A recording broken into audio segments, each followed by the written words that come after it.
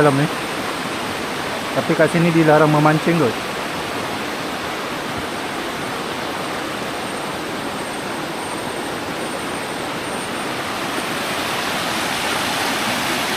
Jadi anda boleh bercamping di sepanjang sungai ni. Berkela ke bercamping. Kalau dekat atas ni dia berkela. Dekat bawah sana ada tapak perkemahan kalau anda pilih untuk bermalam kat sini. Dengan harga yang saya tunjukkan tadi. Air dia memang sejuk. Banyak ikan kat dalam ni.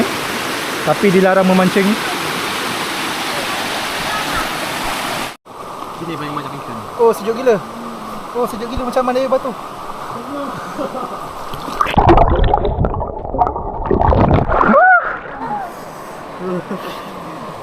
Oh,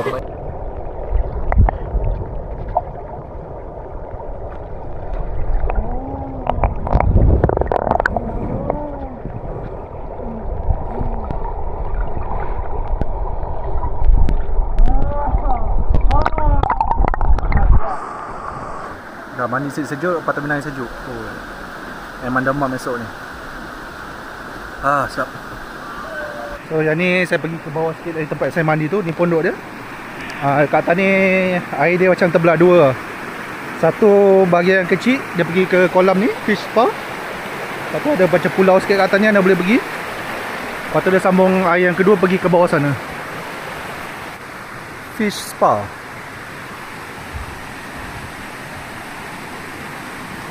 Patut dulu ada ikan kecil-kecil akan makan kaki anda. Ada lah beberapa yang gigit sikit-sikit kaki anda.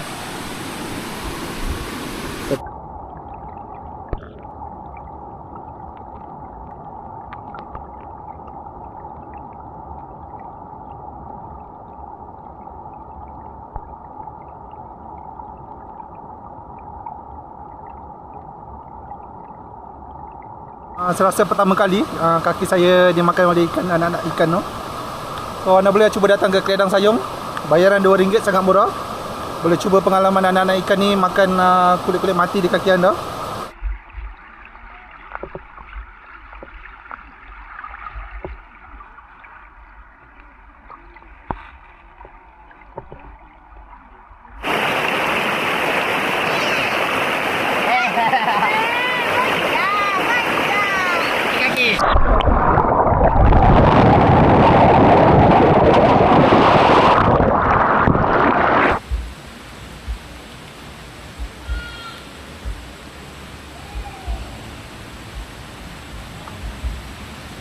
Dalam ni pun ada disediakan tandas bersebelahan dengan tempat mandi lah. Kita tengok tandas lelaki.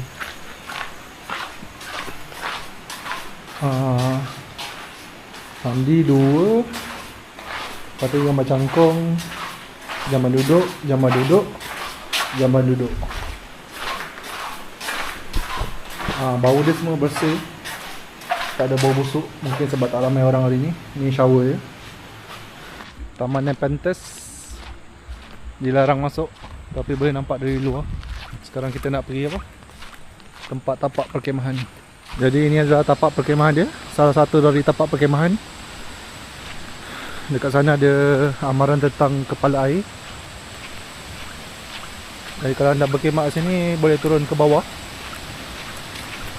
Awas lubuk dalam. Nanti anda boleh turun ikut batu tu sana mandi. Cuma kat sini dia dah bagi amaran, awas lubuk dalam. So dari tadi tempat saya mandi kat atas sana, dia air mengalir turun ke bawah.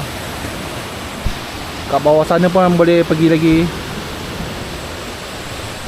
Nanti anda explore sendirilah tempat ni. Dia panjang lagi ke depan. Kawasan ni betul-betul belakang tandas.